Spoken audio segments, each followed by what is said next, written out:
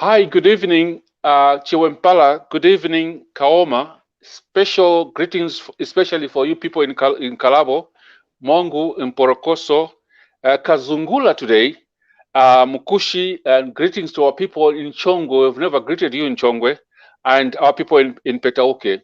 And greetings from Scotland, and welcome to TV Bakwetu today from Scotland. And we are today joined by, as usual, by Jeremy from Luanshya, and we have two guests tonight. First of all, I think we'll have our reporter, who you think is a reporter now, Muvita Nawa, reporting about the arrival of HH in Mongu. He had a fantastic trip to Kaoma, Kalabo, and Mongu. And then we'll be joined by Colonel Panji Kaunda tonight. We managed to get hold of Colonel Panji Kaunda. And then we'll have a very, very interesting discussion on the deployment of the army with Colonel Kaunda. We will also talk about the issues of ballot papers being distributed and the problems of the ballot papers. And then finally, we will discuss about some of the issues which are getting, really, really annoying for Zambians. We all talk of the honeybee scandal. We talk about the Minister of Health scandal. There is another big scandal. The biggest scandal, I think, is at the Minister of Defense. So today we'll give you some of just an appetizer of some of the scandals going on at the Ministry of Defense, which are terrible. And before we start, I just want to say welcome and over to Jeremy to say hello to our viewers tonight.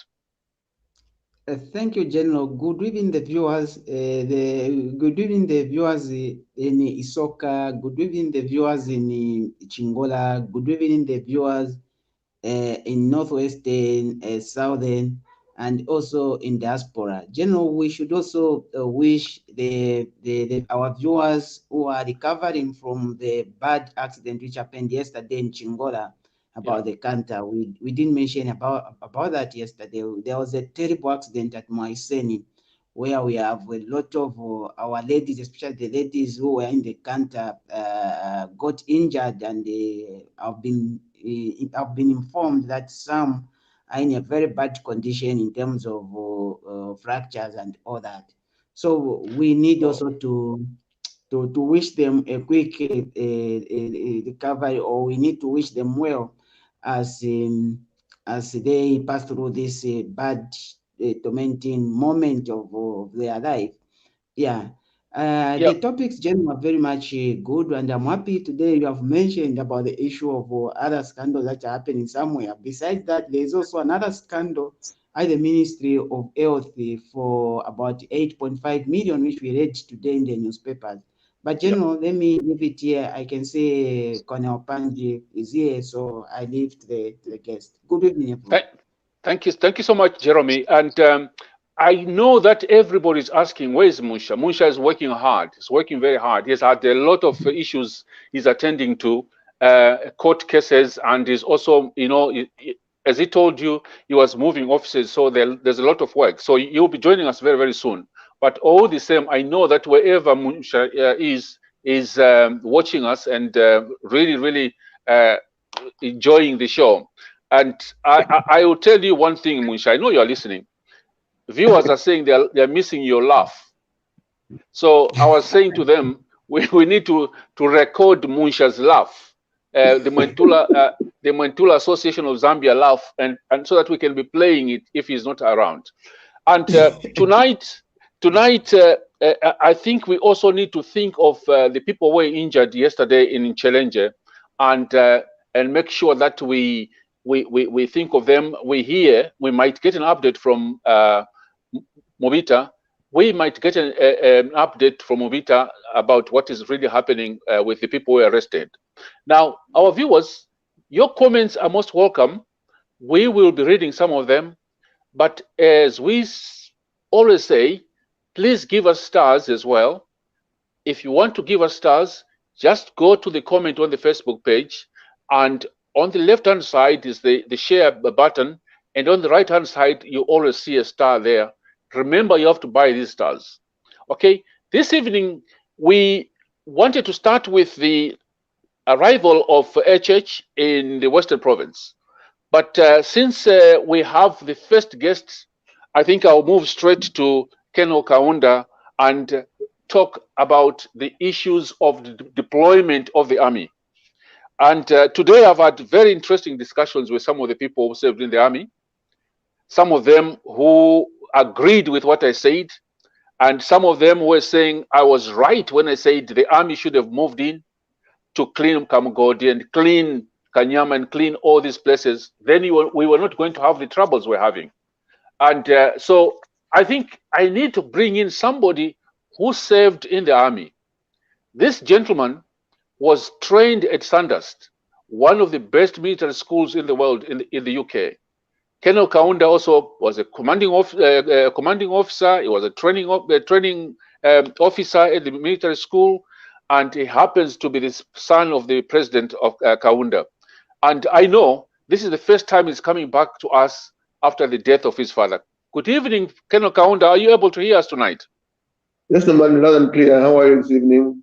Thank you so much. I know that you have a problem with your video tonight, so I hope you'll be able to just speak without the people seeing your face. We all know your face. There's nothing wrong with my video. I'm in bed at the moment. Oh, you're in bed. I see. That's interesting. Wow, I thought it was a technical problem. You're in bed. So enjoy your bed, Colonel. First of all, Colonel, on behalf of our TV Bakwetu viewers, we want to continue sending our condolences to you and the family over the death of our first president, your father. It was a very difficult month for you, we know. It was also a very difficult month for Zambians, all Zambians, and especially for those people who worked with your dad. I always boast on this television station that he was my commander-in-chief, and the only commander-in-chief I knew and served under. And so we want to convey our condolences to your family. And we know that it took you a long time, Colonel, to really go through what you went through to take the body in all the provinces. But we also want to thank you on behalf of all the Zambians for the message you delivered about unity. I know this discussion is about the defense forces being deployed, but the special message you relayed. Today is only 6 days to go before elections. And the next 6 days, depending on what we do, we might have the Zambia we want, which the old man left for us or wanted us to have, or we might have something very, very difficult. So just wanted to open by saying we just want to really continue to mourn with you and the family. So, Colonel Kaunda, you don't need to introduce yourself. Do I need to introduce you, or can you introduce yourself and tell our viewers who Colonel Kaunda, the son of Kenneth Kaunda, your career in the army was? Briefly, Colonel, over to you. Thank you, Norman, and let me say thank you very much through you, to your audience, and to the Zambians at large for the love and the care that they took of us during the bereavement of our father. As I keep saying, he was our father biologically, but he was the father of everybody in Zambia. So it was important that we take him around the nation for his children, grandchildren, to say goodbye to him. And I think it was done very, very well. And in the end, he was laid down with dignity. Well, as you have already said most of the time, I'm Colonel Panji Kaunda. I was born in Mpika, and I started as a family. His mother was my midwife. I'm now almost 23 years old. I served in the army. First of all, I went to school here locally in the southern province, in the Tongaland, the one we are verifying as the not person to rule. So I owe my education to the Tongas and whatever it is. So basically, I served in the army for almost 15 years. I went to Sandhurst, as you have said, well trained. I did all the courses in terms of platoon commander's course, company commander's course. I did my staff college in India. I served as twice in a battalion and served in all the border areas during the freedom fighters' war with our neighbors. So we have a bit of experience in the forces. Thank you so much, Colonel. So I remember when you I as, made a comment. yeah, go ahead, sir. Go I was ahead. saying, when Colonel, I made a comment about the deployment of the army, I say, when I made a short comment about the deployment of the army here, there's more experience that I have, which I will share with our colleagues in the civil street. You and I have been in uniform, and we've been taught in various forms of warfare. And one of them that we do is exactly what the government is trying to do. But they're doing things the wrong way and at the wrong time.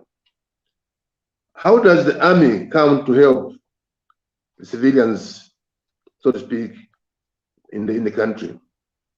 First and foremost, when the army is deployed,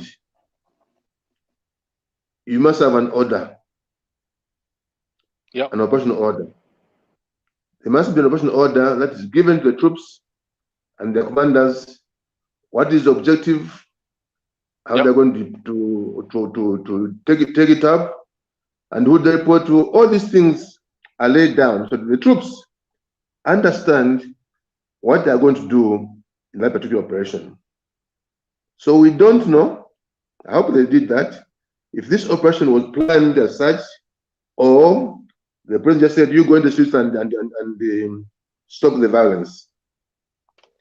What violence are we stopping? So far, we had about 3 people who are said to have been killed, politically murdered.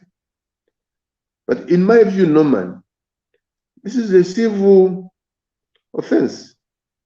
It is a murder that has been done by some people. So you can't place any murder on a political party.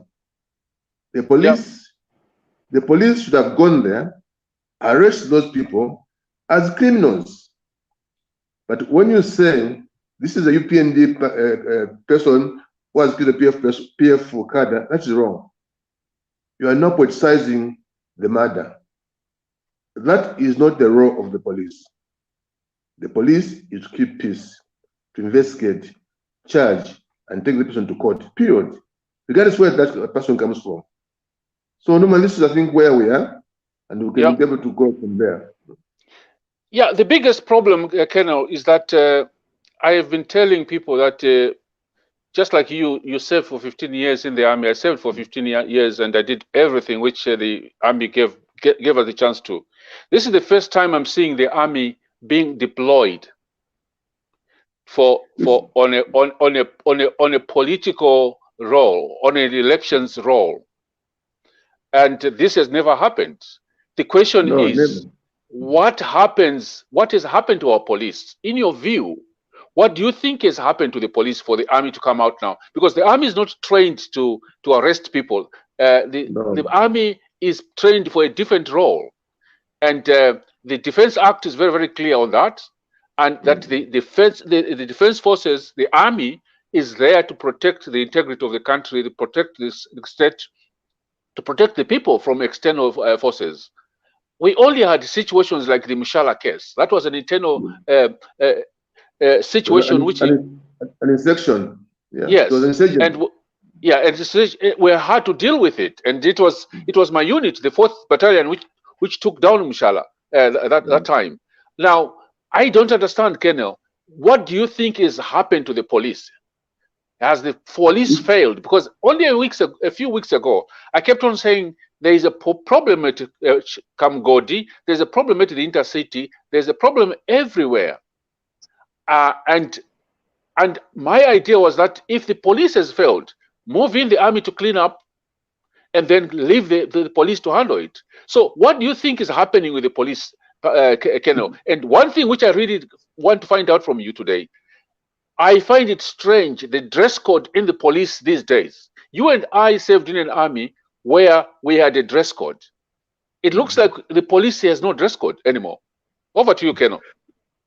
You see, Norman, over the last, the rule of Comrade Longo we've slowly politicized our police. They've stopped being an impartial part of government. They've 100% become a police that belongs to the PF. We laughed when they were recruiting the cadres. We said that, just the cadres. They had an aim. They were looking forward to this election. They wanted to make sure that no opposition can be able to operate freely in this country. And they've achieved that. So they politicized the police 100%. Kanganja is no longer of police. He's an inspector of police belonging to the PF. Because every single word he comes out is against opposition. Every single word comes out from his deputy, again, is against the opposition. They are all threatening, we'll sort you out, we'll break your legs. And they've been killed some people. So that's why the police have failed, because they've stopped being a police service. When a PF cadre commits an offense, they're never arrested. When a opposition leader, a opposition member coughs, they arrest him for coughing. So there's no space for the opposition to move in and enjoy their freedom. Nothing. Every day you hear that a leader has been stopped from going to radio by DC, nothing happens. A studio has been bombed and fired, nobody's arrested. But suddenly, an incident happens, which we must not condone. If someone has been killed, we should condemn. They move in with a full force. A few years ago, maybe from the last year, we had an incident of people being gassed in this country. And people were being killed. We had almost 60 people had died. 60 died. But people died, they bring the army. Why didn't you bring the army when we were being gassed and people were dying in the streets? Were being lynched in Detroit? So this is purely a political deployment to intimidate Zambians from voting freely. And I said last time in one of the papers, I said Walungu is using the Uganda method. He said so openly. He said we've learned from Uganda and Tanzania how to win an election. And exactly what he's doing. Yeah, what he's doing, what the Museveni did to Bobi Wine. Exactly. Stopping from operating, arrest his lieutenant. VP was brutalized last week in Cherenge. This is what Uganda did. And putting the army now, I won't be surprised if he was losing, and the army steps in and stops the elections being announced. They can do that. And I was very sad. I hope he was wrongly quoted when the commander said that if you're not innocent, if you're not guilty, won't beat you. So it means the army now is beating civilians. That's the aim of them, to go into and beat civilians up. But I hope he was misquoted. But if he was quoted rightly, it's very unfortunate. This is what I said. Let's stop long. The question here, Colonel, which I've been saying to our viewers, in your view, what is the difference between the Uganda army or the Zimbabwean army and our army? Well, our army originally was one of the best armies around here. You and I know. When the Zambians took over the best army in this region, that's why we're able to stand the bombings of the Smiths and the Vosters in this part, because we were disciplined. We were very good disciplined. But this guy, Lungu, is slowly withdrawing that dignity that the army has into a civilian, into a civilian police, which is unfortunate, because the army is the last bastion that we should destroy. You destroy the army, you destroy the nation, because the army is supposed to defend us. If they become political, then we're in trouble. The army is not supposed to be heard. It's not supposed to be seen. It's supposed to be hidden somewhere away.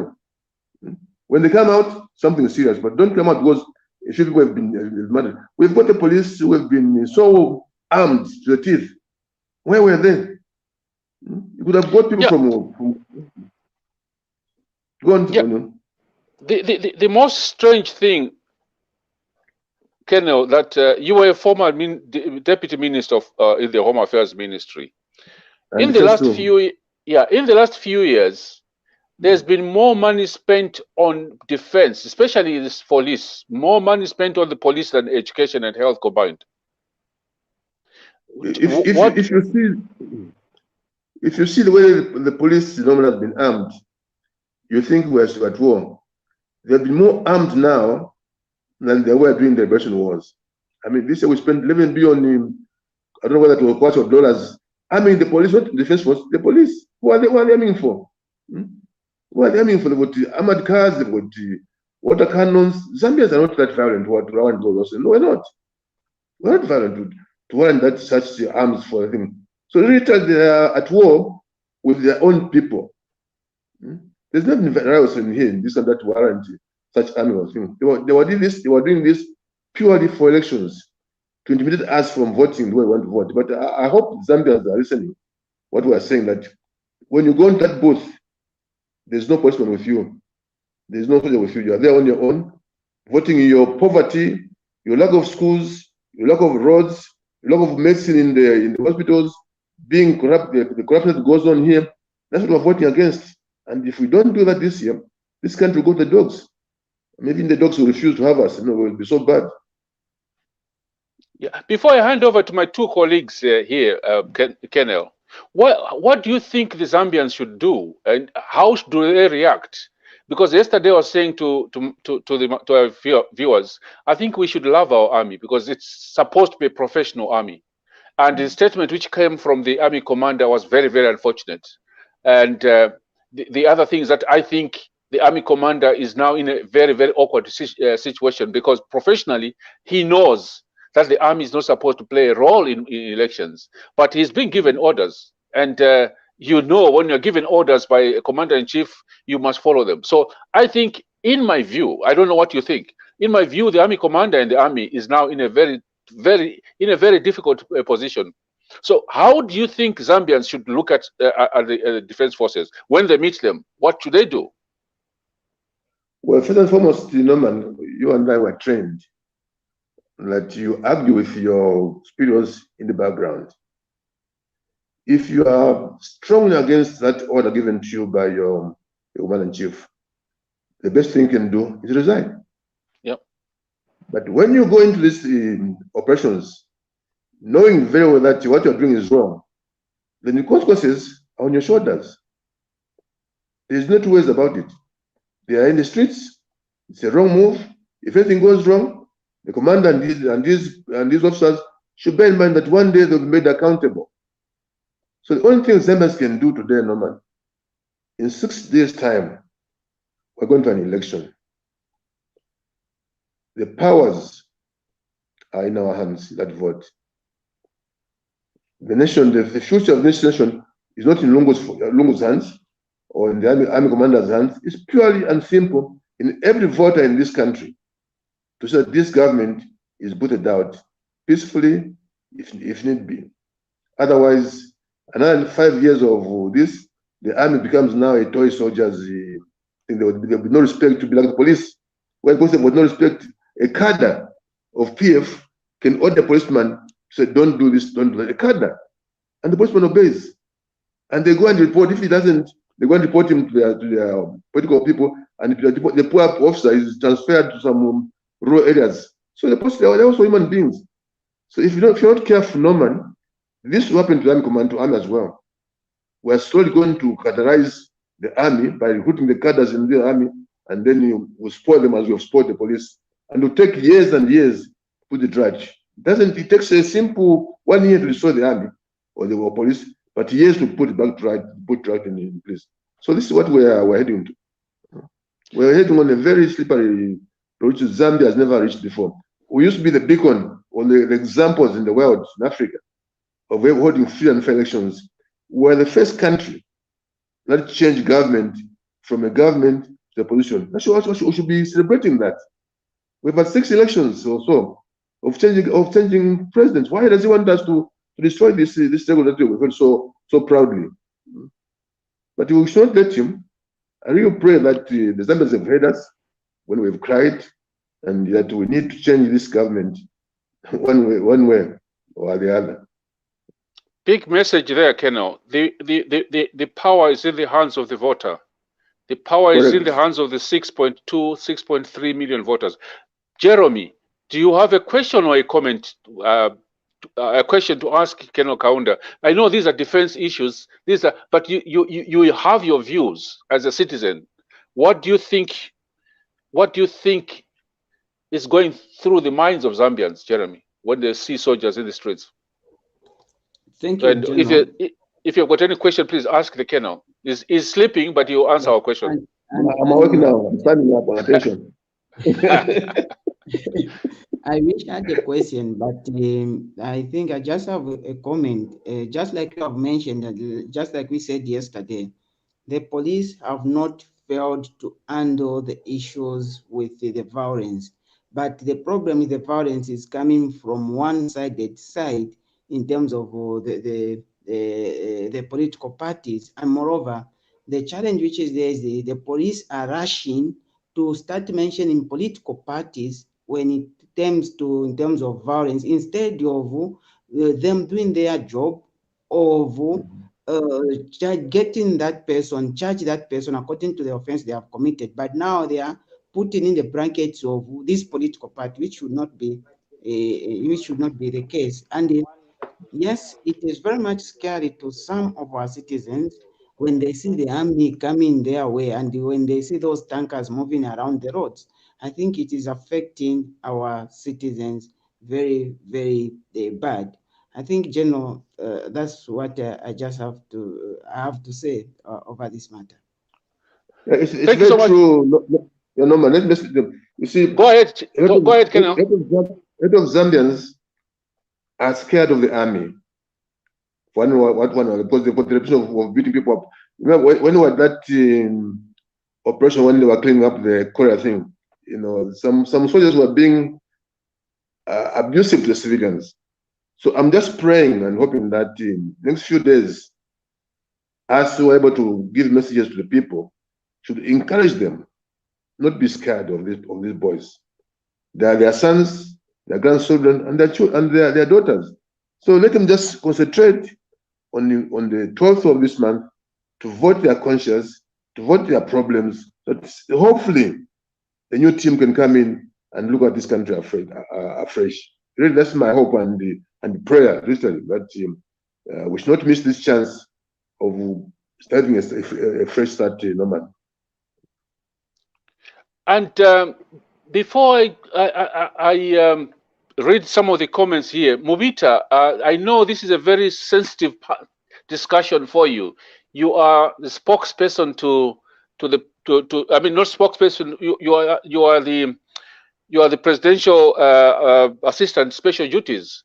Do you want to comment? Do you want to have a question? Before I comment. I got some comments from our viewers. Mubita, over to you.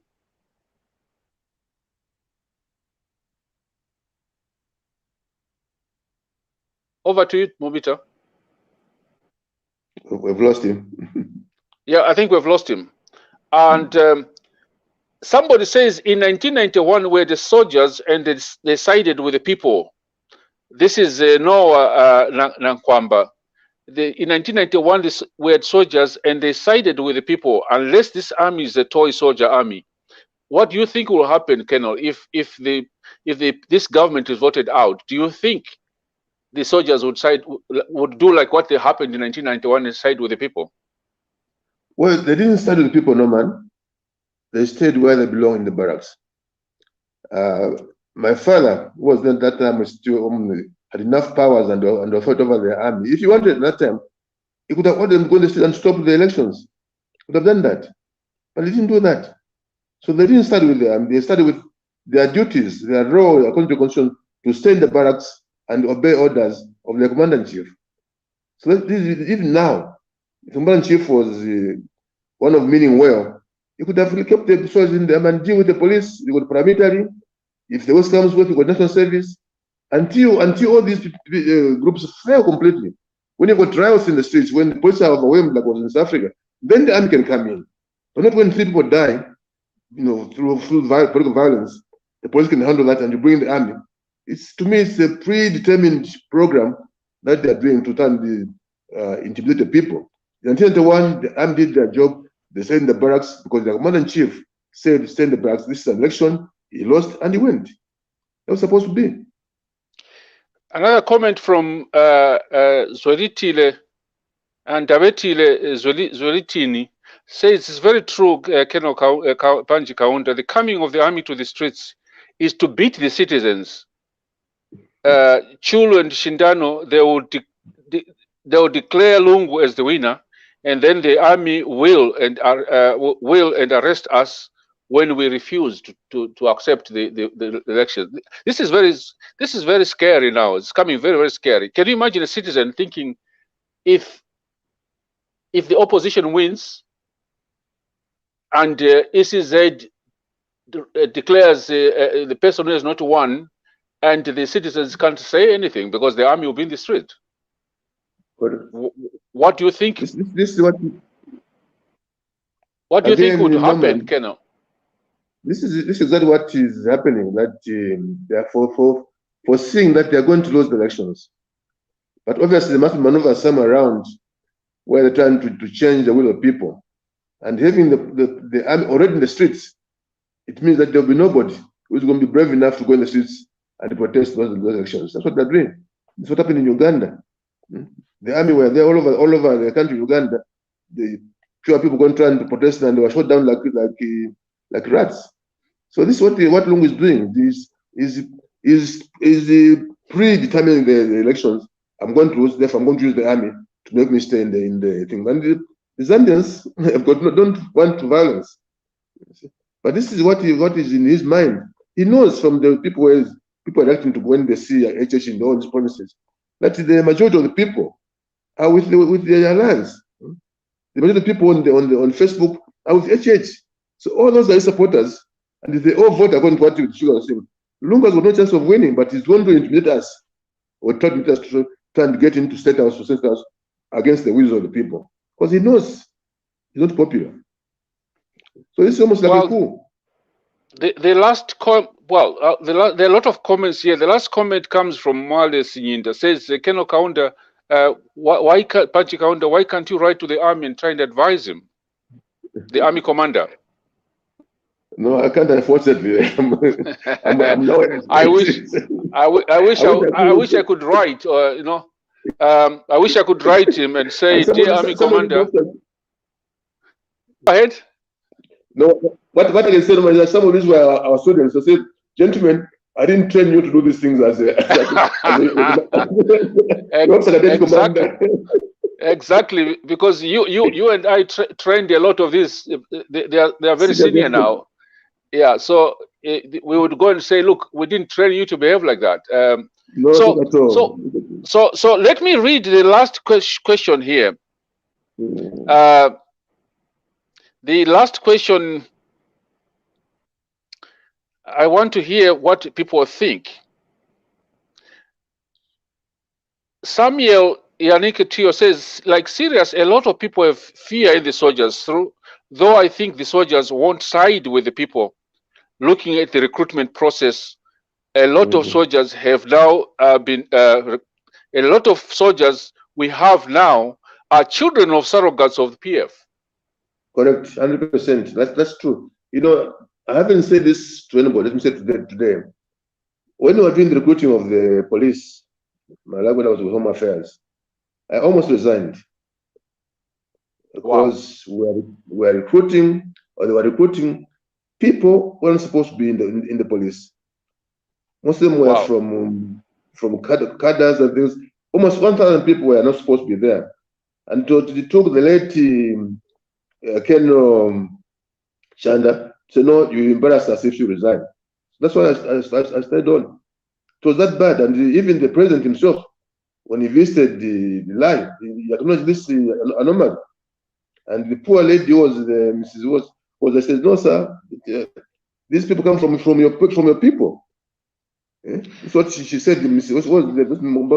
was at that time. Said, these people are coming from you, from the party. So these are the officers now who are brutalizing the opposition, because they are not real policemen, they are party cadres who are saying that if the PF wins and the APND wins, they're going to be trouble. It's not true. So this is where we've got, and even the army, if I'm not mistaken, we're going towards the same way of recruiting cadres from the PF into the Defense Force, National Service, and eroding the professionalism that you and I went through. We were proud soldiers. We didn't say tribe. We didn't say anything. Also, as uniform, a trained soldier ready to fight. You and I fought in the thing. I came straight from Sanders. 1 week later, I was in the operations. This was supposed to be. This is not because you're one president. You go and stay in the State House and be a guard. No, I never commanded the guard of honor for my father, but I went into the bush and fought with my fellow soldiers there. And we were seeing our friends being blown up by landmines. That's what we did, and we are proud of doing that. This is very, very sad, Kendall. Knowing you, I know that you're a principled man, and I know that you'd never allow cadres to be recruited into the police. But I think for the last 5-6 years, I've said it. From their dressing, the way they dress, you can tell to say these are not professional soldiers. I mean, professional policemen. And from the army, I'm sorry that I'll say this. We know that they're sons and daughters of people in the national of PF officials in the national service, in the Air Force, and the army now. And we were never recruited like that. We were never recruited because you are related to the president. No, we went through merit, and so I feel really sad that this is what has been happening. No wonder we are seeing the brutality from the police, brutalizing our people without any reason. It's like we are behaving like the Ugandan army now, which is the son of the president becoming the army commander, the nephews and cousins. It's even worse than the Chinese Communist Party, and it's really sad.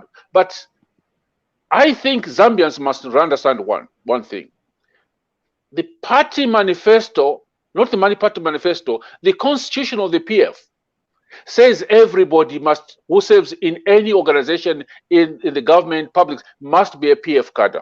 So I don't understand why Zambians didn't see that when we were voting in PF in 2011, that you were allowing them to recruit cadres into your defense forces, into your police, into the Air Force, into everywhere. I think this is what is really ended up happening. And now in the next 6 days, Zambians, it's up to it. The future of our country is in the hands of a few people in PF. Absolutely. And probably using the army and using the police. So unless I think I don't know what to say, Keno. I just want to say thank you. First of all, there are some people here who are saying Keno Kaunda is bitter, and I'll answer them on your behalf. I've known this man for years. He's one principled person who say things as they are. And let's add on before I finish. When the government was dissolved, by that time I'd already made up my mind not to serve in this government. So before I left to go back to my farm, I had an appointment with the president, Lungu, in the presence of Lukaza Zulu. I told him, sir, thank you much for appointing me in your government. I'm humbled, but in this government, I'm not standing as an MP, and I don't expect you to appoint me on any position in your government. I started to him in his presence. So I can't be bitter when I myself voluntarily refused to continue serving in this government. If there's somebody I should be bitter with, should be my late father. Because for 27 years, he didn't appoint me as army commander, he didn't appoint me as minister, but I was qualified. So how am I going to be bitter with Lungu for only 11 years in government and he doesn't appoint me as minister? No, it's not that. It's a principle. And for the last 4 or 5 years, I've been preaching the same message against corruption. Remember that case of the Chimtengo fencing? Forest, yep.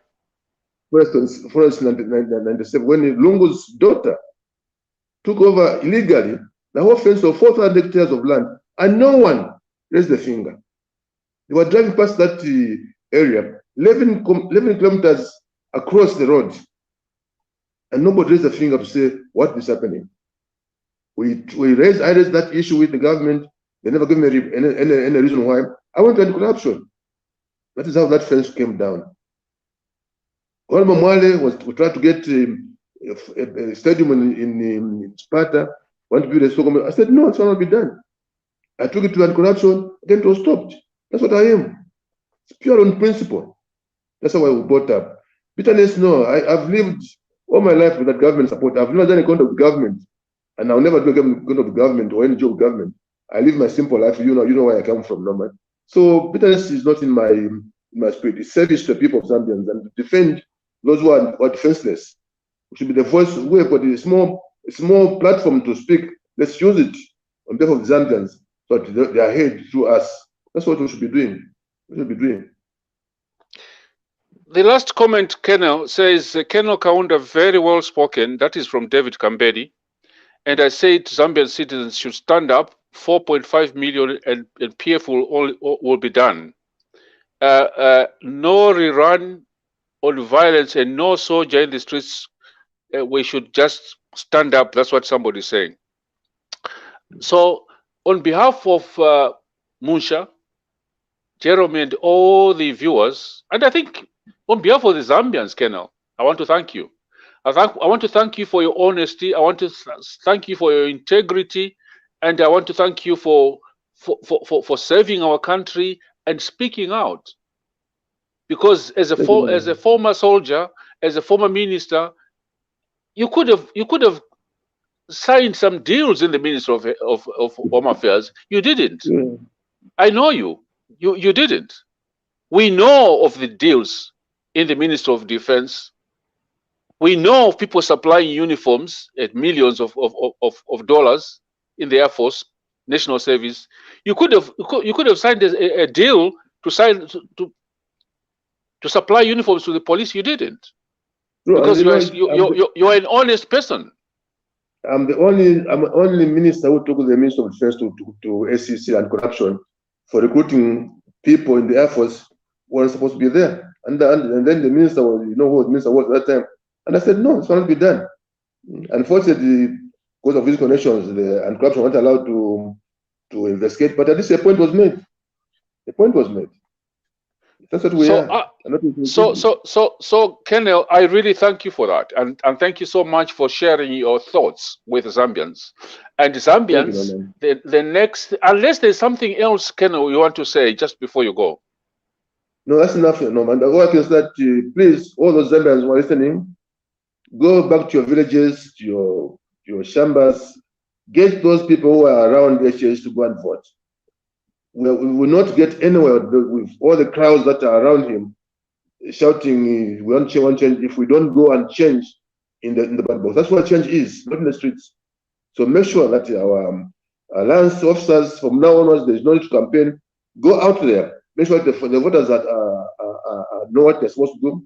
The agents, your agents, people that can argue. Just now we've been seeing on TV boxes which are empty.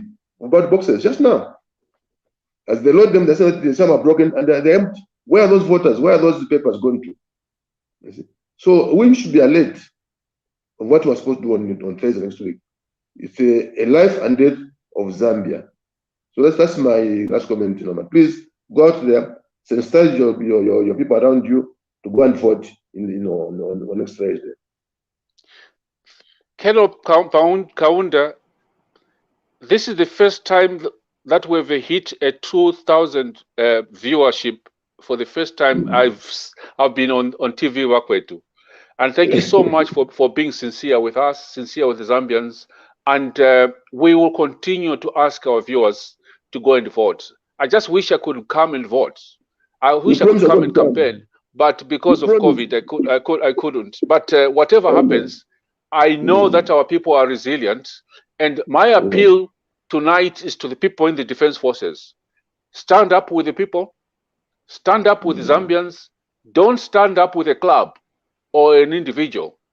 Stand up with the Zambians, because that's where your future as Zambians, as a soldier, as a policeman, as an Air Force person, your future is in Zambia, not in an individual. So thank you so much, Colonel Kaunda. And one last word, Norman. One last word before you go. Go ahead, sir. Go ahead. Here's the prisoners here who are Madras can vote, but you who are in the diaspora cannot vote. Why? How can we give right to a prisoner to vote, but you who are out there who understand issues are not allowed to vote? That's what we should change when you guys come in government. This must be put right. Zambians, wherever they are, must have a say in their government. Because whatever we do here affects you. So you must have also a say through the voting on what happens in your country. So please, let's make sure that this thing is fought for in this government. Thank you, Norman. Kaoma Kaunda, I've got a document here which I recommended, and for the PF people who are boasting about the diaspora policy, I wrote the policy for MMD through Uncle Arabi, through first of all before Levy, we recommended that the diaspora should vote. There is technology these days. I can vote from my table here. There's no problem. And I brought this proposal to Shindano. He refused. There are about 60,000 Zambians, 60 to 80,000 Zambians abroad, but they refuse that we can't vote. And I find that very, very unacceptable. And I've said to HH and the team that when they come in, they vote. The Zambians abroad who are still carrying a Zambian passport and a dual citizenship, they will have the right to vote, because you can vote from anywhere. Why are they asking the prisoners to vote? Because they want to abuse the prisoners. That's what it means. Yeah, they control them. That's it. That's what they want to do. So thank you so much, Keno, and please sleep well.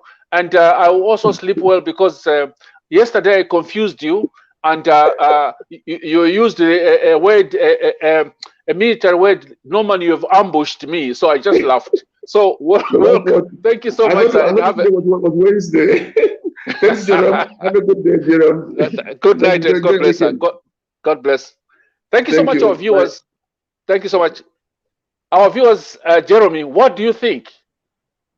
That is one of the, I think, the most exciting discussion I've ever had on TV Bakwetu. With somebody who has served in the army, somebody who knows what he's talking about, somebody who was a deputy minister of Home Affairs, and he says he almost resigned because they were forcing him to recruit police officers, cadres as police officers. Jeremy. Yeah, General, actually, I'm very touched hearing that in Zambia we still have old people who stand firm, like Panji Kaunda, who may say things the way they are supposed to be, and who are willing to resign because things are not going the way it's supposed to be. It's something unheard of. And I'm very much surprised and touched to say, oh, then we still have hope as young people, since we have some our fathers who are ready, who want, or who have been doing the correct thing. I wish we can have a lot of people who can do the same thing, which Panji Kaunda actually did and decided to do on principle. And I'm very much humbled, actually. I wrote the books which Dr. Kenneth Kaunda wrote, actually, and how he explains about, in his books, there's issues of humanism and all that. So, and how to be principled and all that. So, actually, I'm surprised that even the son was following the footsteps of the father. I'm very touched. Thank you so much, Jeremy. And I can see that Mubita is here. Mubita, welcome to TV Bakwetu. I know you've had a busy day today. We've just had a fascinating discussion with Kaoma Kaunda about the role of the army and what they should do. And welcome to the TV. Where is HH today, Nawa? About Mubita Nawa. Where's HH? I saw something I've never seen for a long time in Mongu, in Kalabo. What is happening to HH? Is he using a broom now? Did he manage to fly from the north to the east? Over to you now. What happened today? Can you unmute yourself now? Good evening, Uncle Norman. Good evening, Jeremy, and good evening, viewers. Pardon me, I came in early in the show, but my internet must have frozen. You know, this thing of every night I'm in a different location. Also, I just want to thank Colonel Panji Kaunda for an amazing interview. I wish I had the opportunity to thank him tonight for welcoming us to their home, to the late father's estate, when President Hakainde and the alliance partners went to sign the Book of Condolences. He was so generous, and I particularly wanted to thank him for the effort he made in making sure that President Hakainde was not blocked from going to sign the Book of Condolences, as was the intentions of some insecure leaders in this country. Lastly, I wanted to thank him for the amazing speech he gave at the funeral at Cathedral. There were many speakers that day, but his speech certainly stood up and stood out in terms of unity, humility, and service. And coupled with that, I want to celebrate the Kaunda family. They are such a unique family. Their sense of humility, their sense of magnanimity, simplicity with complexity at the same time is so intriguing that even that day it was about them, but they never stole the show. It was just a beautiful day. And so congratulations and condolences to the family. President Hakainde is in Western Province today. Yesterday, we traveled from Luapula Province. We literally, I don't want to give too much details, but we traveled all night from Luapula Province. I remember speaking to the president at 22:36 in the evening. I said to him, Mr. President, I recommend that we go and rest. And he still wanted to address the young people in Mansa. Mukukamuka was there, and Yep. it was just the most beautiful thing. The president wanted to keep going, but it's part of my job to make sure that the president,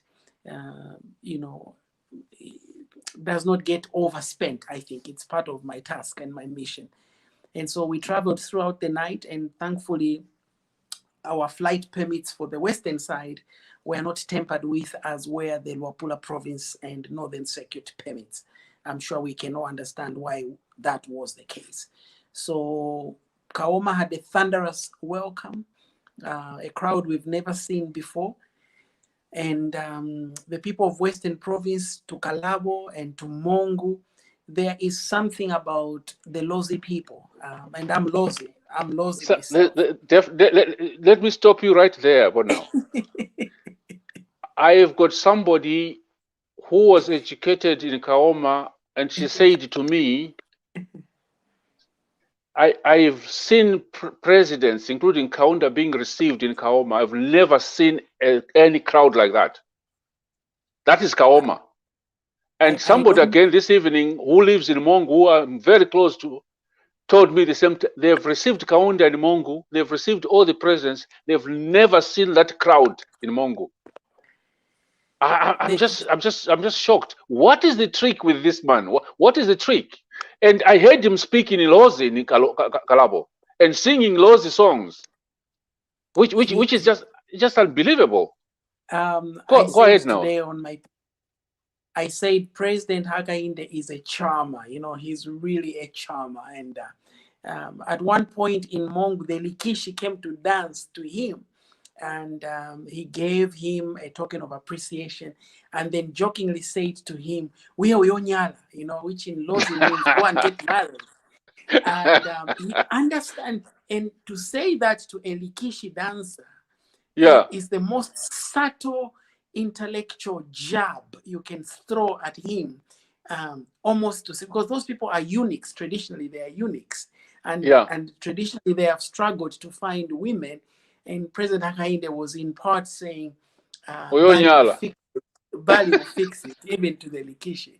But on a serious note, I think the people of Western Province are generally a very celebratory, very conglomerate, the Nkoyas, the Lozis, the Mbundas. There's a mixture of versions of Lozi and different people. And they've been through so much pain and a lot of division within even the kingdom of the Lozis. So to see a leader like Hakainde Hichilema, who brings unity and humility and so much love, I think that just makes the people of Western Province, as it does the people of Luapula, the people of Eastern Province, the people of Central Province, the people of Southern Province. And I think, without saying too much, the legacy of President Hakainde Hichilema may well not only be an economic emancipation of this country, but I think he will be the ultimate unifier of Zambia. Now, you've just mentioned something there. Those of our viewers who don't understand what's happening in Western Province is that PF has tried to split its Western Province. Kaoma, because I'm close to people in Kaoma because of my family. The Nkoyas have been tried to be separated by the PF. The PF has tried to separate the traditional leaders in Western Province. And this, we need somebody who will bring our people together. And I think HH, what he has done today will show that we can bring our people in the Western Province together, because that the PF has been playing a divide and rule tactic since they came in the Western Province, and we need somebody to reunify the country, to unify Northern Province. What do you think, Movita? I agree with you totally, General. And let me go slightly a few steps into historical books. Almost every political leader that has come on the scenes of Zambia has had to go to Western Province and promise one of the most controversial issues in the Western hemisphere. And Michael Sata did the same. Michael Sata promised and touched a very controversial part of Western Province, which later on, if you remember, through the Roger Chongwe Commission of Inquiry, which he trashed publicly and condemned it, when other scholars said the Roger Chongwe Commission of Inquiry was by far probably the best commission of inquiry in the history of Zambia. But President Hakainde has managed to unite and unify Western Province without lies, without promising them things he cannot do. President Hakainde has promised Western Province cashew nuts manufacturing plants, glass manufacturing plants. Because they've got sand. You've got sand. You've got sand. Good roads and beef production and rice production. Those are the things President Hakainde has gone to Western Province with, as well as unity amongst all the chiefs and the paramount chiefs. And that has resonated with the people of Western Province, which is really beautiful because it has brought very little conflict and brought so much vision and clarity. Unlike the Patriotic Front, who have used money to divide and rule and conquer, and we won't mention any particular chiefs or kingdoms, but we all know what has been going on in Western Province. But we know them now. We know them. It's been a very dark chapter the past 10 years, and the people of Western Province are ready for a liberator. And even, by the way, even the Kuomboka ceremony, one of the most sacred ceremonies of the people of Baroseland, has been tempered with politically, including cancellations at times at the last minute of the Kuomboka ceremony, not because of any other health reasons, but simply because of punishing a particular clan. And I believe that the people of Western Province can see in Hakainde Hichilema a true leader with a vision, love for country, and respect for all tribes across this country. Now, before I hand over to my colleague, Jeremy, what is the situation with the vice president? And I know that she updated, and also she said something about her staff. What is the latest? So again, we must be a bit careful with the vice president team. I don't like to say too much details because they have specific people that handle that, even though I'm under the office of the president. But however, the situation was that 13 people were arrested. The vice president's motorcade was attacked by known people who were aided, who were supported. And the vice president, if you remember, there was an altercation with a particular police officer in that area who exchanged very bad words with a woman who is a reverend, a woman who is considered in the upper echelons of age, a woman who's a former member of parliament, and a woman who is a mother and also a running mate to the biggest political party in Zambia. But this particular officer had altercations, and later on it seems there was an unleashing of particular people to attack and ambush the motorcade and the battalion or the troops of the vice president. And so 13 of our people are arrested. 2 of them were critically injured. They were taken to the hospital, and as of yesterday evening, they were being rearrested. Some of them not, one of them not even able to get into the cells, but as a way of punishment, I guess, they were rearrested even in their sick conditions. So there are efforts right now. Even yesterday, the vice president was busy trying to get them released. But as you know, the bonding issues and protocols for UPND are totally different from the bonding or bail protocols of the Patriotic Front. That's sad. Over to you, Jeremy. Thank you, General. Actually, today I was very much happy to see how the president was received. I was thinking like we already, maybe it's an inauguration, or they have already announced the results. But well, now I can mention that for Copper Belt to be worse than what you saw in Western Province, because as currently right now, Copper Belt, the PF has paid or bribed the miners for Mopani in Mufulira and Kitu, and the miners, they are saying, no problem, we have been given money for fuel to go see or receive HH when it comes. So here people are already prepared with the money for fuel which PF has given them for what they are calling terminal benefits and all that. We all read in the newspaper today, which was there. So what happened in Northwestern, in Western, here on Copper Belt, I can assure you it will be worse than that, provided there will be no tear gas. But I don't think so if even the police are going to manage the people of Copper Belt. But it was terrific. I enjoyed seeing the president received well in Kaoma, in Kalabo, and also in Mongu. I hope the same wave goes to Senanga and the other constituents which are remaining there.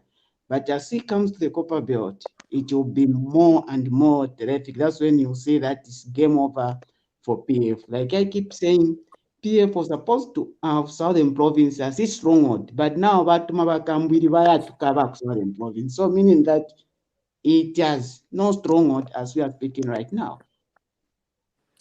I think if I agree with Jeremy, and by the way, there was tear gas situation in Mongo today, and what happened was in Mongo, yes, in Kaoma there was no tear gas, in Kalabo there was no tear gas, but what happened in Mongo was, and again, let me just apologize to the Zambians for the delayed schedule of Mongo today, Western Province, simply because the president arrived in Lusaka today from Copperbelt, from Northern Province. And so that delayed the takeoff, and the president, that was one of the first things he did in Kaoma today, was to apologize. But please bear with us. We are also facing enormous challenges with the police, with civil aviation, and also Zambia Air Force. Having said that, what happened was when the president left Mongo Airport today, the procession, the entourage was long. A lot of people were coming from shops. Very peaceful, by the way. If you noticed, Uncle Norman, wherever UPND are, it's always peaceful until they send their people to come and attack us. But today it was very peaceful. And so when we reached Lewanika, the shopping mall in Mongo, there by the roundabout, the president had left, but a lot of people, it was thousands of people at that roundabout today. And the police discharged tear gas to disperse people who had come to enjoy the ecstasy and the electricity of seeing their leader. Remember, this is a man that was jailed in Western Province for treason over a Kuomboka ceremony, road traffic misdemeanor. So the people of Western Province have a certain special place for Hakainde Hichilema. And also there are some people in Western Province who have died in police custody under the PF regime. So when they see Hakainde Hichilema, they see a liberator not only of their sufferings, but a man who has been liberated from the torture of the Patriotic Front. So that's when the police discharged tear gas today and fired some shots. Luckily, no major injuries were recorded, and the people peacefully went into their homes.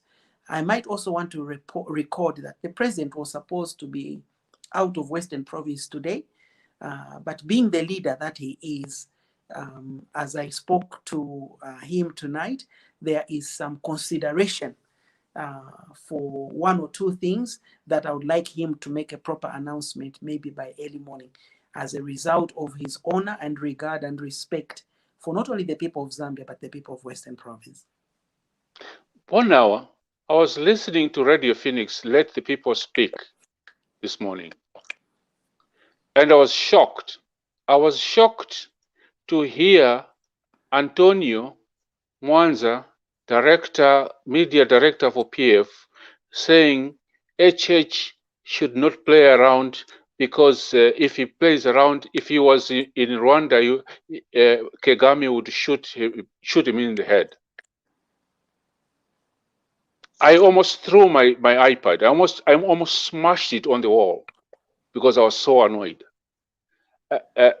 How can a Christian country, how can a spokesperson of a party think of having another fellow Zambian being shot in the head?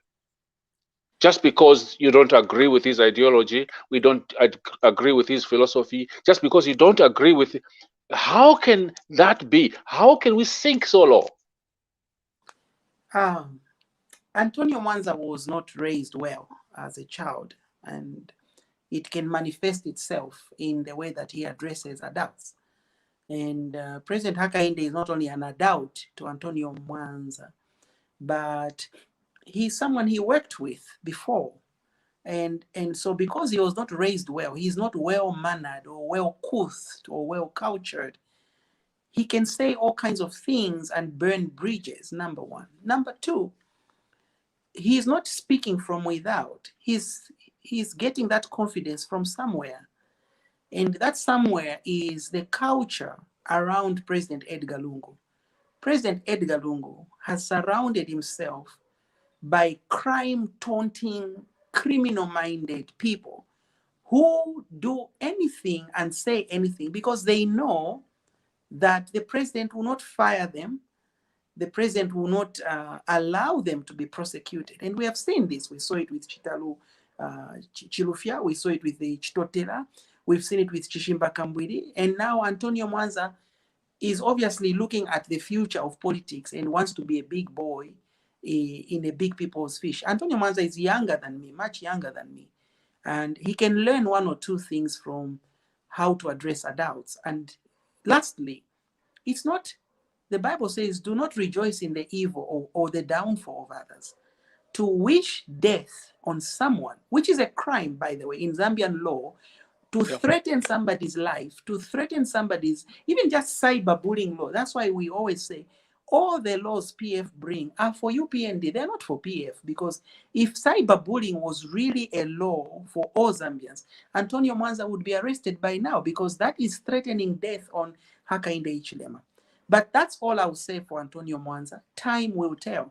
And to all the UPND members that got worried by that statement and all the peace-loving Zambians, let us forgive these people, for they don't know what they are doing. They are people without vision.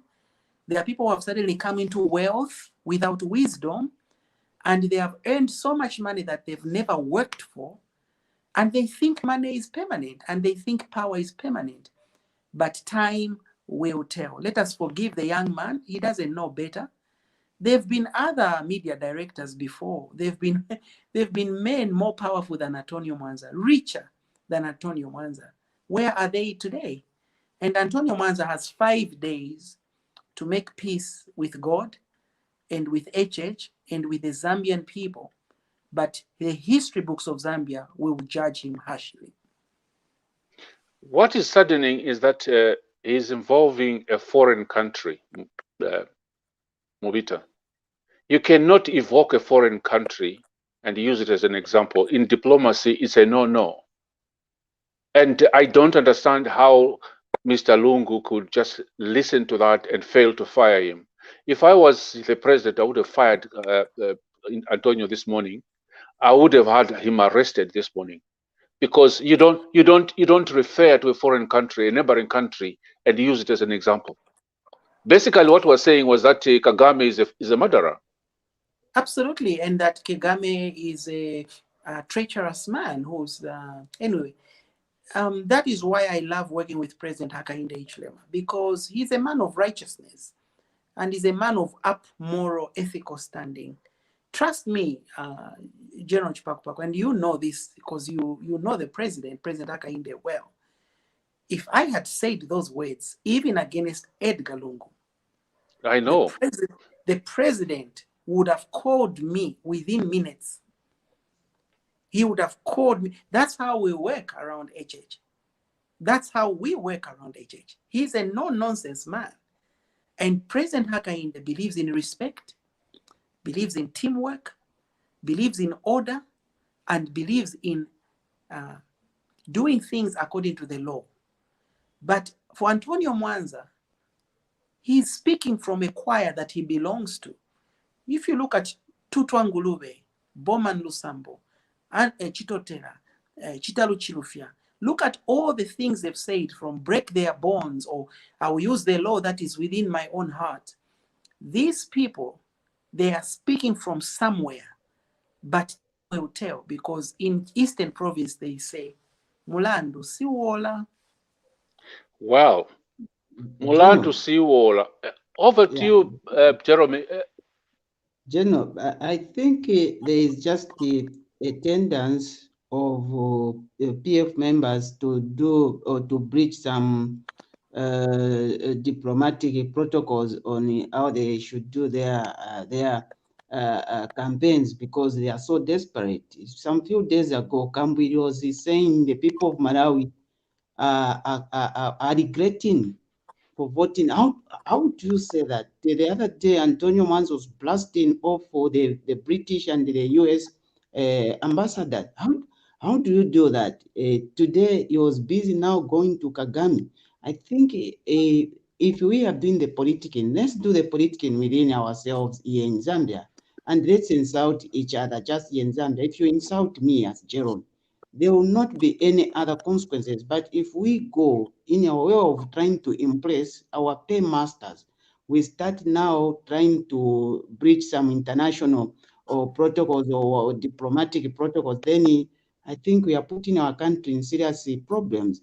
These are the same people who have said the nasty thing about the US ambassador, but forgetting, and the US government, but forgetting that today the vaccine that we are receiving for coronavirus is the US government that is giving us. Today, all the people who are taking ARVs in Zambia are receiving these free ARVs, cutters of the US government. Today, these people, they are busy talking ill about the US government and the UK government. They are forgetting that the 700 schools that they are boasting about is cutters of the same US government.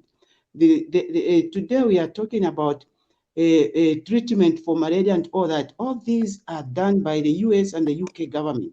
But how could you yourself now come out and start a blasting of the people who are feeding you?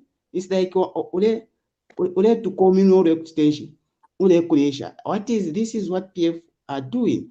And if the people of Zambia vote the PF next week, I think Zambia is going to suffer more. Imagine the people who are taking ARVs and the US said, no, you have insulted us enough with your PF. We are going to stay away and shift.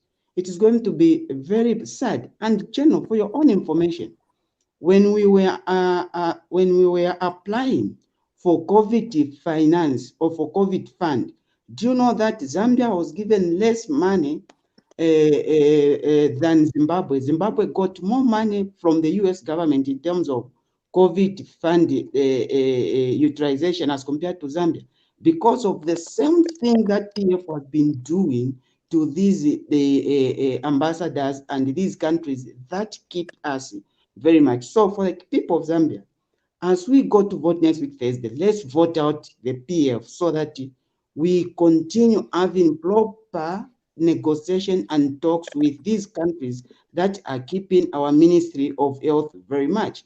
Without these countries, I can tell you, General, there will be no any form of Ministry of Health. The same PF are boasting about social cash transfer is from the British government and the EU. I pay the tax to the British government, which gives the Zambian government the money for social cash transfer. But Mr. Lungu boasts that it's the money from his pocket. Mr. Lungu, you're a liar, okay? Big liar, because we know, we speak to the British government, we speak to the High Commission and in Lusaka, British High Commission, we know what's happening. So people are saying we should move on to the missing boxes. 1 hour, 5 days to go. Is it 5? 5 days to go. How does it feel? It's really humbling, and if it was at a horse race, it feels like the horses have bolted. And for those of us in the thick of things, who are, who have certain background and inner workings, it just feels like all the hard work, the pain, the suffering, the weeks spent in jail, and the accusations, the false statements, the violations of human rights, the deaths of the Nsamas and Joseph Kaundas and others, it feels like it's coming to boil, and it's coming to the zenith. But there's a part, again, that is very humbling, that makes you feel like with great power comes great responsibility. That way you keep a level-headedness and not to betray the people of Zambia, like the Patriotic Front have betrayed the people of Zambia and turned the country into a society of lawlessness and chipante-pante. Cadres can go to Bank of Zambia and say reduce the rate. Cadres can go and beat a woman called Sherry and accuse her of being UPND. Cadres can beat doctors. Cadres can shoot at police officers at Central Police. Cadres can basically hijack anything they want and beat police officers. I cannot wait for law and order to return to Zambia, civility to return to Zambia, and I think also dignity to return to the presidency. And I think it is really humbling. I was thinking yesterday, I said, it's quite possible that by this time next week, perhaps my life will change forever.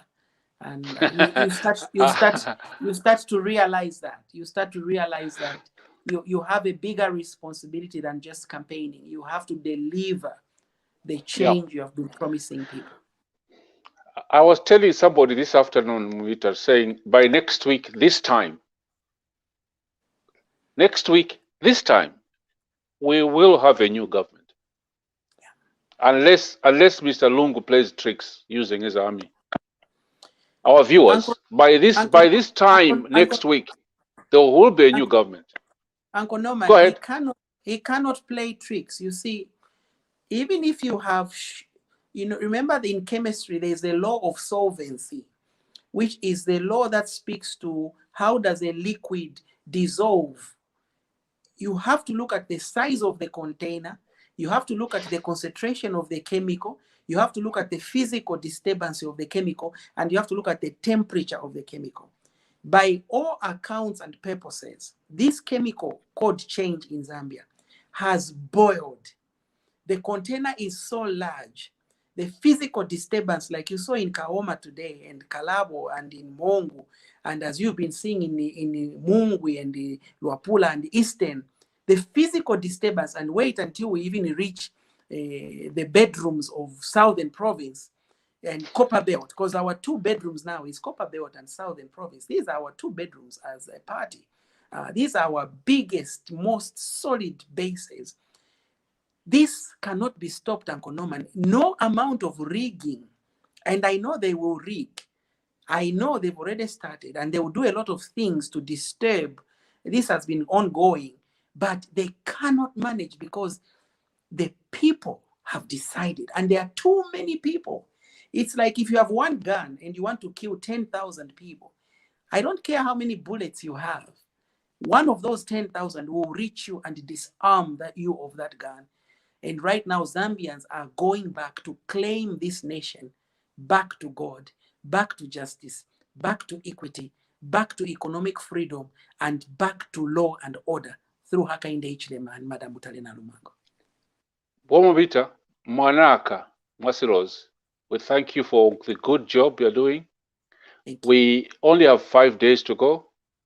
Please tell the president to say fuck up pressure, wear his mask, and we just pray for him that all will go well.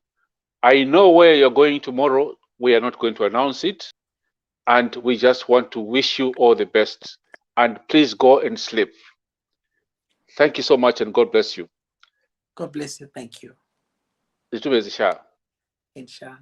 Jeremy, I've been asked by somebody to say comment about the Kerenka research. We're not going to comment about that Kerenka research. It's nothing. Do not listen to what the PF are saying.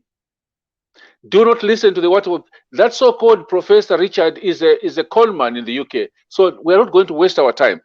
Jeremy, let's go to the next. Yeah, go ahead. Just a quick comment. Actually, I have a audio of one of my friends who talked to Professor, the same called Professor Richard. To start with, he's not a Professor General. It's not. Unless you are putting him in the same basket of Chimbakambwi, calling them doctor. No. That one is not a Professor General to start with. Then two, you should know that he doesn't know anything about the same survey which they are trying, or the same opinion polls. So these guys are trying to impress their paymasters. But anyway, we are going to see the new statistics or the new opinion polls next week, Thursday. I think that's what I can say for that. Exactly. That Richard guy is nothing. He lives in London. We know where he lives. He's nothing. He's not a professor. And so they're just trying to play with the minds of some people who don't understand what research is all about. To say when they plug some figures and say 65% here, this, that, the Zambians who don't know, people like Kamwiri will believe him. But please, Zambians, forget about it. The biggest poll is your vote on next week on Thursday. Now, let's move on quickly. The missing ballot papers, Jeremy, what is happening? We're getting reports. Even Kaoma Kaunda said this evening there are ballot papers which are being transported to places. They are counting these ballot papers. The boxes are empty. There are certain places where they've actually gone and they find that these boxes are open and the ballot papers are not there. What is happening on the ground? Yeah, General, the issue which is there is just like what Kaoma Kaunda said about the ballot. He mentioned that we are just watching on TV. Yes, that's very true. We are seeing TV stations showing that there are some ballot papers missing and all that. What is happening in general is one, where ECZ is transporting the ballot papers to different areas or different districts in this country. But what is surprising is the stakeholders are not being invited to go receive these ballot papers. Most of the stakeholders who are finding themselves in terms of where the ballot papers are just trying, by the grace of God, just they meet by mistake. That's one thing. That's something that is very surprising. We have a lot of places where ballot papers have reached instead of having all the political parties. Jeremy, there is somebody who's saying they are getting feedback. I hope this feedback is not coming from somewhere. Everybody is muted. Kaoma Panji is still listening, but is muted. If our viewers, if you are getting any feedback, just let us know. Just type on the Facebook page and tell us, because we are getting somebody who's saying there's feedback. And go ahead, Jeremy. Yeah. So what is happening is where ballot papers are being received in districts without the stakeholders being there, apart from only people from the council workers, which is very much not fair, because once ballot papers reaches the district, these who are participating, who are the political parties, are supposed to be there. They witness and they also check that all the ballot papers for different wards or different constituencies are intact, and all ballot papers for presidential, council, and the parliamentary and the mayoral elections are also available. And to make the matter less general is, I don't know, we need to find out from from ECZ, because we are also receiving some reports that the ballot papers are coming without the G20 forms, which is something that we need to ask. How can we have the elections without we have to record the elections once the elections are done?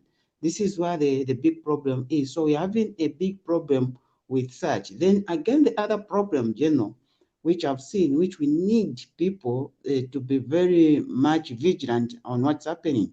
They have mentioned that they will start distributing or taking these ballot papers to different polling stations starting on the 9th of August. But look, like here on the Copper Belt, most of the places, especially the Copper Belt urban, most of the places you can just, it's a 30 minutes from the civic center, 10 minutes drive to where the polling station is.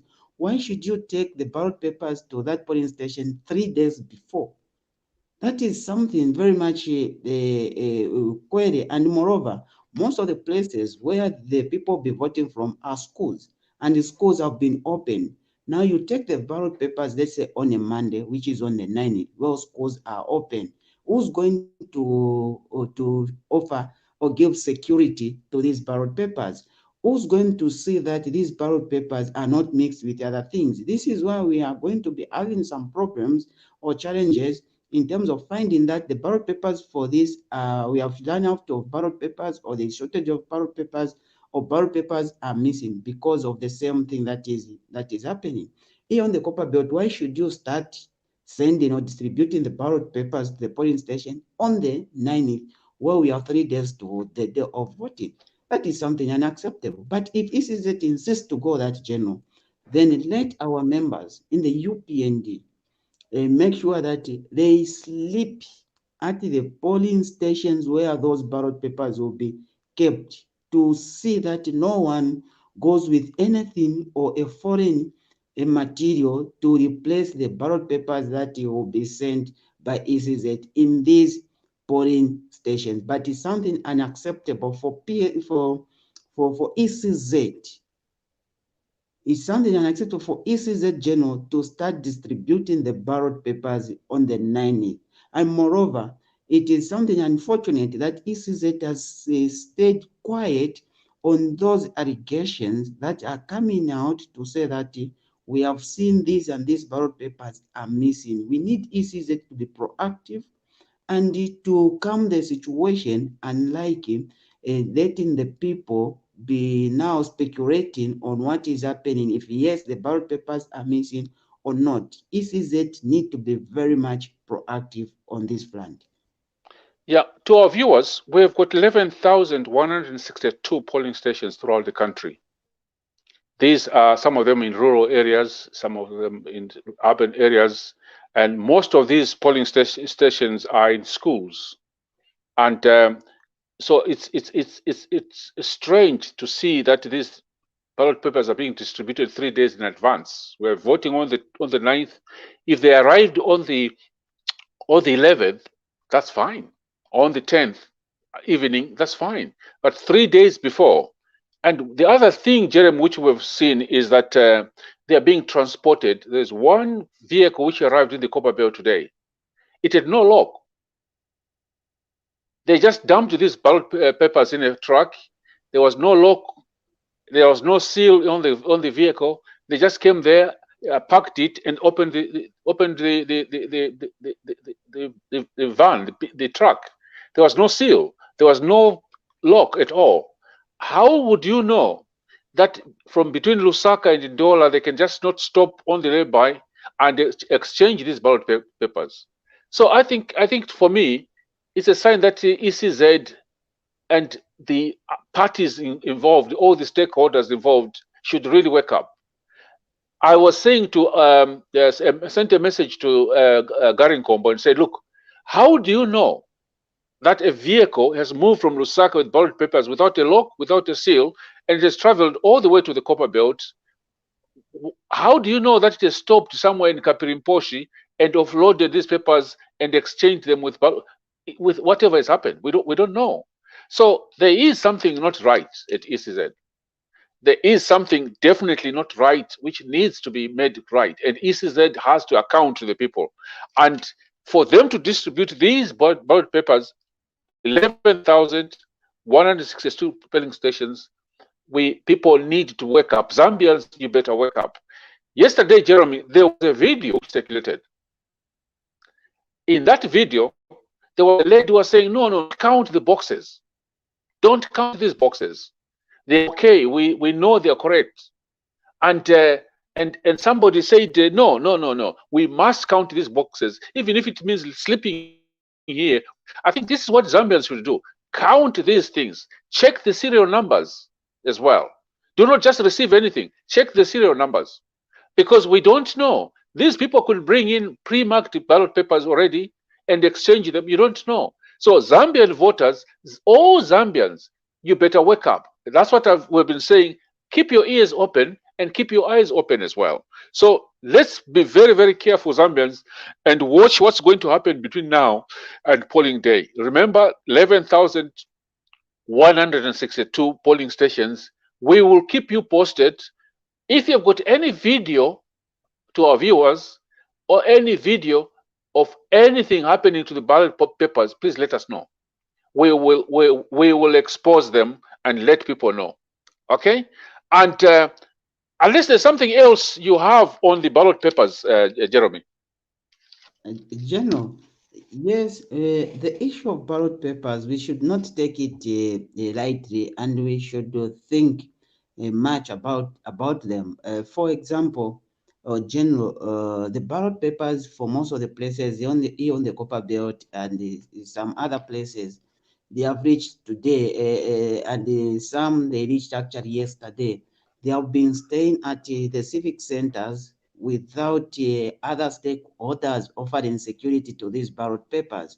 What if they reach there, then when distributing, or a day later, other people moves in and try to change, to put things which they are not, which didn't come through? So this is where the problem we need to have, and the ECZ need to be very much open, and they need to allow even other political parties that want to offer security to these, where these ballot papers are, to do that, unlike just leaving the ballot papers to say they are by the civic center and it ends just there. What if other people moves in and they change some ballot papers for other places? All these things are possible. You see, we are dealing with a very sophisticated regimen, and we need also to be very much sophisticated in the way we are doing things, and we should not leave anything for chance. Tomorrow, it's Saturday. There are no people who works by the civic centers. The other day, Sunday, there are no people who works on the at the civic centers. Then they said we are going to be distributing these ballot papers on Monday. Do people know what will happen between tomorrow and the day of distribution?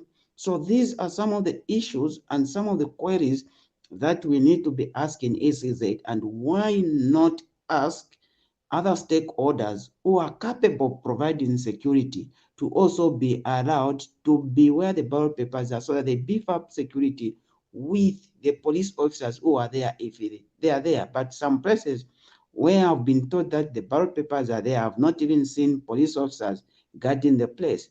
So this is where the challenge which we have, General, and we should not take anything lightly. Okay, before we go to the final topic, which is the corruption at the Ministry of Defense, I want to read a few comments from our viewers. Martha Ngambi says, I love the word bedroom on the Zambian political scene. I don't know. It's a term which has been used in politics, Martha. I don't know what it means. And somebody says, Majestic, no matter how much you hate somebody, you don't wish them death. I think they were referring to Antonio. Antonio's bitterness and wickedness is out of this world. Are we really a Christian nation, or we're just goats hiding in sheepskin? That is somebody. And there is also another comment from Charlie Hard Chalabesa. It says, Mubita, you have fucker pressure, my young brother. Okay? And Benson Lupia says, alebela kuchawama. Fucker pressure forward. That is Namwemba Mumbi. Watching from United States of America, New York. That's a Banda James. And is it true that ballot papers are missing? This is MacLeod Msonda, Chimunya. Yes, I think this is the reports we are getting, Chimunya, that some ballot papers, the boxes are empty. That's the videos are there. The video evidence is there. So then there's Moya, MJB Moya says we're going to vote. They will see why Nkumba inayangana kumwamba. That's terrible. I don't know what it means. Okay, let's tell the people to turn in big numbers. That is Rodrika Molecha. And watching you from Zambia, Lusaka, Kabarana compound, Abenina Msonda. Thank you so much. Those are some of the comments. There's nothing much about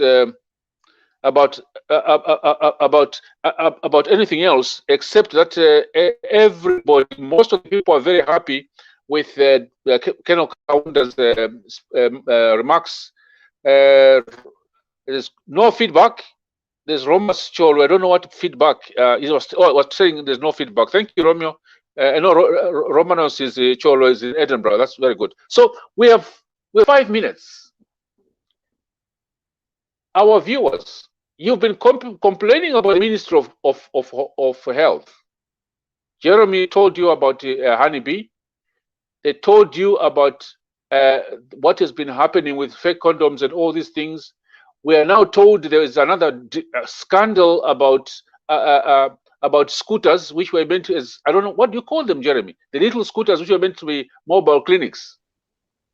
Yeah, General, it is very, very upsetting and very funny that the same minister for the same former minister for health also was the minister then when a contract to supply the tricycles to the Ministry of Health was signed. And moreover, these tricycles, they were saying that they are for use for COVID emergency. General, who thinks like that, General? Sure, who thinks like that? In the midst of where the ministry have no drugs, the ministry one have no health workers. In the midst of the ministry not having the beds, in the midst of the ministry not even having enough food to give to the patients, who can go spend $8.5 million US to go buy tricycles as an emergency to be used in COVID emergency? General, who does that? At the expense of oxygen. Who does that? Jeremy, that is nothing. What is happening at the Ministry of Health is nothing. The information we are getting is that what you are seeing at the Ministry of Health is nothing. It's just a tip of the iceberg. The major corruption is at the Ministry of Defense. The Ministry of Defense has been used to really make money for individuals and finance the PF. I can tell you, our viewers, that most of those, not most, all those chitengas you are seeing, all those who's you are seeing, the money is coming through the Ministry of Defense. Somebody is supplying the Air Force with uniforms and overcharging. And if they say no, tomorrow I can tell them the figures. Somebody has got, viewers, do you know how many aircrafts your president has, which are being run by the Air Force? The president has got more than 5 aircrafts. Some of them you don't know them. The only one you know is that gold helicopter, and you know of the Gulfstream, which is some of the things which were Europe and the amount. You also don't know that the Challenger, the presidential Challenger, is still there, it's still running, it's still being flown, but you don't know that. Our viewers should know that through the Ministry of Defense, Maina Soko Hospital has cost the Zambian taxpayer 360 million US dollars. And the value of that hospital is not 360. It was supposed to be 120 million US dollars, but they were charged 360. Most of that money has ended up in the hands of PF. So if you vote next week and get rid, that's why they don't want to, they really don't want to go out of power, because when they are kicked out next week, I think there will be serious scandals being revealed at the Ministry of Defense for both the National Service, the Air Force, the Army, because the contracts have been, things have been, including uniforms, supplied by PF officials. And I think it's really, really sad. I think it's really, really sad that what you have been complaining, viewers, Jeremy, you've been complaining about Ministry of Health, that is nothing. What is happening at the Ministry of Defense is worse off. It's completely worse off. And it's sad that they have used the Ministry of Defense to siphon a lot of money, which is ended up in the hands of individuals and buying things for PF. That's the same things you are seeing for the campaign. Some people might say, mention the names. I'm not going to mention the names, but I can assure you, next week, PF is out. Within a week or 2 weeks, the names will be out of which helicopters were bought where, which jets were bought where, which super jets were bought from Russia, they were not delivered. Zambia has spent so much money to buy jets from Russia. They have not been delivered. Jeremy, do you know that you were supposed to start a national airline, and most of this procurement of that national airline aircraft was supposed to come through the Ministry of Defense? You have the Zambians, you have got a managing director of a Zambia National Airlines, whatever it is. You are paying this person $25,000 per month. Is doing nothing in Lusaka. And everything was procured through the Ministry of Defense. So by the time you're going to vote next week, viewers, remember that you are being cheated left, right, and center. Not only Minister of Health in Inyanja, they would say Nimadimbi. Nimadimbi, it's a child's play. What is happening at the Ministry of Defense is even worse. Jeremy, I know this is very, very scary for people, but these are facts. The evidence is there. Over to you, Jeremy. General, don't say what is happening at the Ministry of Health, it's something small. What the people have been made aware of, it's something small, General. But what is happening there, General, is something very scary, actually. For me, I can say what the people have known with the Ministry of Health, which they have been saying, what all this, it is just about 5%. There is more to that. As we form government next week, General, we are going also to publicize the audit for Global Fund, and you will see what will happen. There are a lot of issues that is happening at the Ministry of Health, but what the people knows is very, very, very minimal on how the things that are happening. General, do you know that even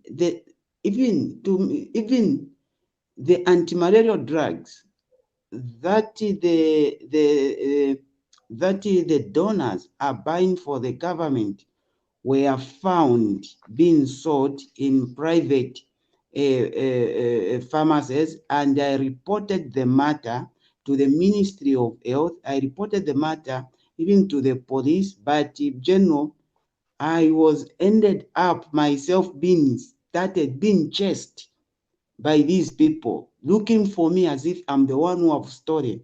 Well, the thief is still working and is still selling in their same pharmaceutical company. Are you aware of that, General? So it's really sad. our viewers. It's really, really sad. And Zambians, it's Then really sad. what the people know about the Ministry of Health is just 5%.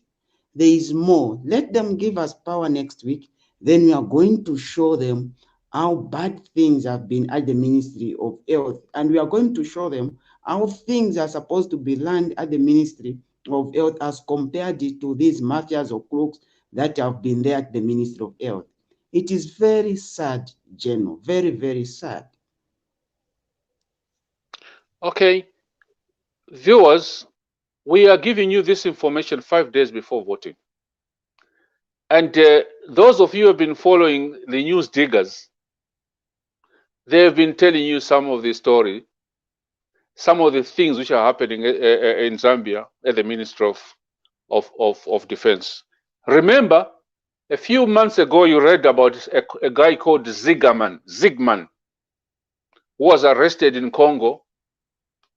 Our viewers, remember that name, Zigman, arrested in Congo a few weeks ago.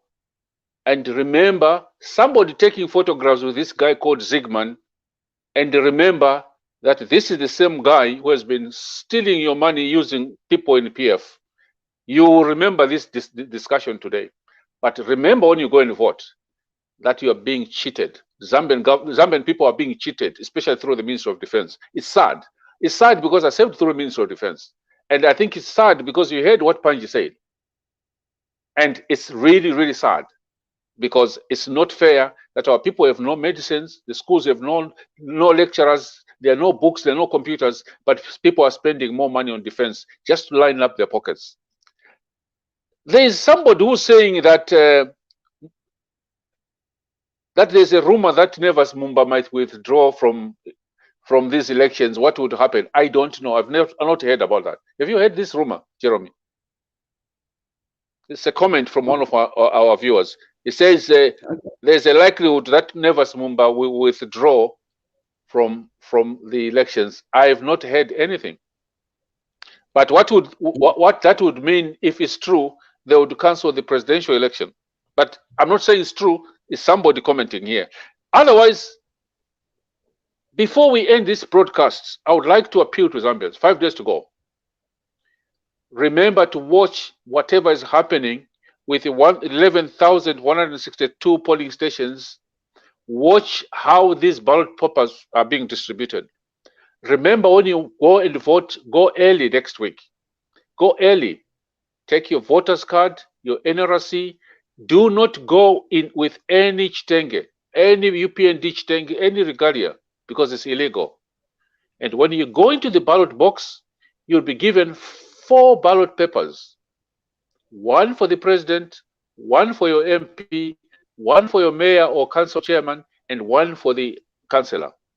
Make sure, viewers, that you demand that all your ballot papers are stamped behind with a UCZ stamp, an official stamp, because if they don't stamp them, they will not be valid. And they are telling people to say in the northern province, if you don't like Lungu, put an X next to Lungu's name. Don't listen to that lie. We are telling you through TV Bakwetu, vote for HH when we have never apologized for that. You put an X against the hand on the right-hand side. In the northern province, don't be cheated. If you don't want Lungu, kubika cross pali Lungu awe. There should never be something like that. You should put your X on HH, you put an X on your MP with a hand, an X. There'll only be a symbol there, nothing else. There'll be no colors, nothing. So please, please remember to do that.